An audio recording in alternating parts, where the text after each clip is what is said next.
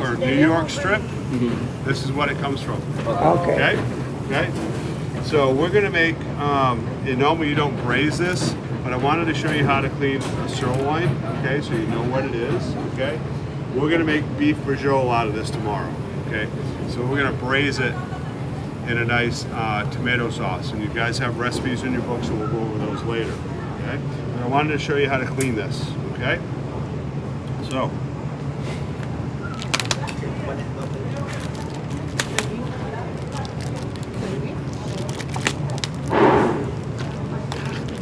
We're looking for the silver lining.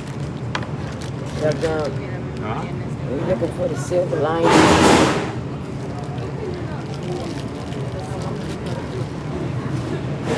Okay. So this is what a sirloin looks like. So if you've ever had a T-bone steak or porterhouse, so I this love is T-bone. so this is half of it.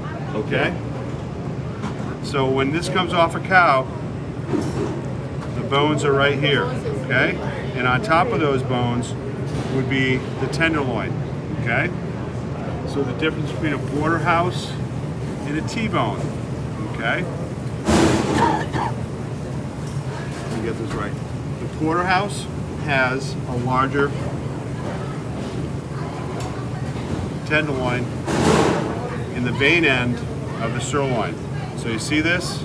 It's got a vein in it, okay? And the vein runs about a third of the way through, okay?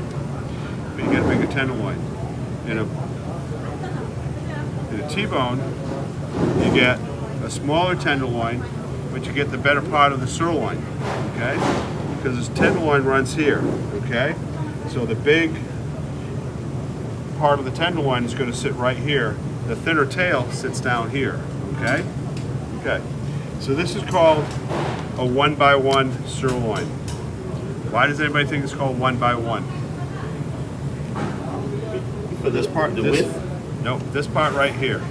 This fat right here, this piece right here, okay? It is 1x1. It's 1x1, okay? So if you ever have to order this, and it says 2x1 or 2x2, it's gonna be 2x2 square, okay? That's what it's talking about right here, okay? Okay. So, if we were gonna cut steaks out of this, okay? I'm gonna take this,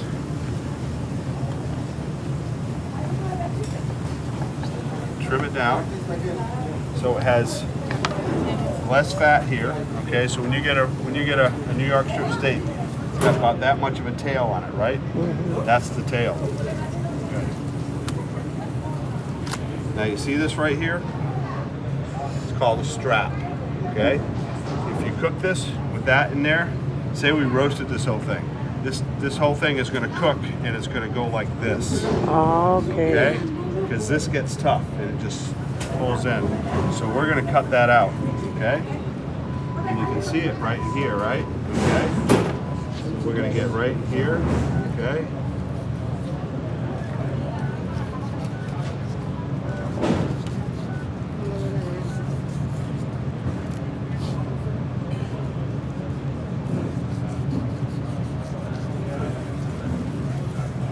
We're gonna cut that out, okay?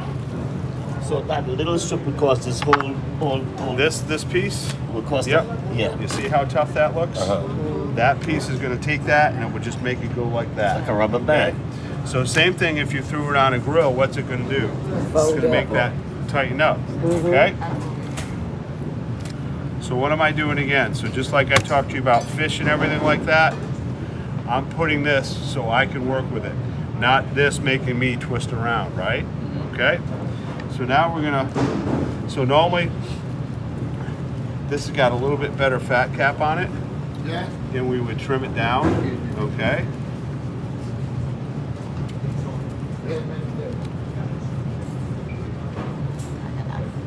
Okay.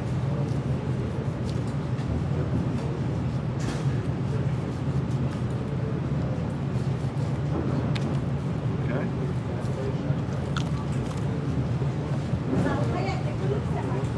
Okay. Now this would be ready for us to cut steaks.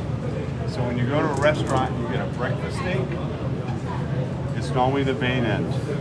When you get that little 6-ounce steak, it only has that little vein in it, right? Okay? And this would be your prime end, okay? So we would normally, you would square it off, so this would come off, okay? And then you would cut your steaks, okay? We're gonna braise this tomorrow, okay? So what are we gonna do? We're gonna take this whole fat off, okay?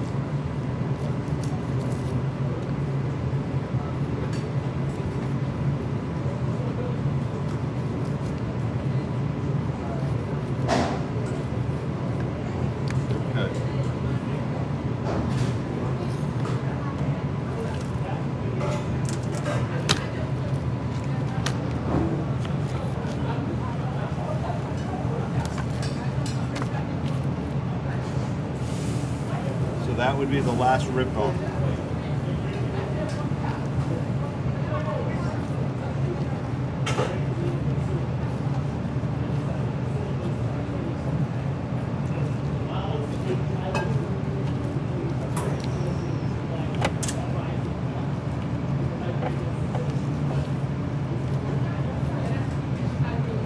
Okay.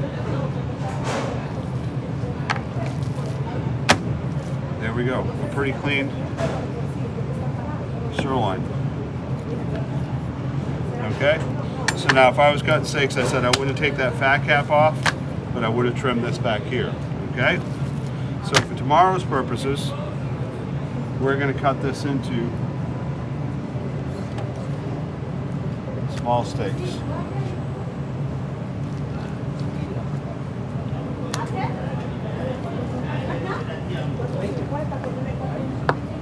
Yeah, because we're going to roll them. Roll. Yeah. Yeah. So just nice.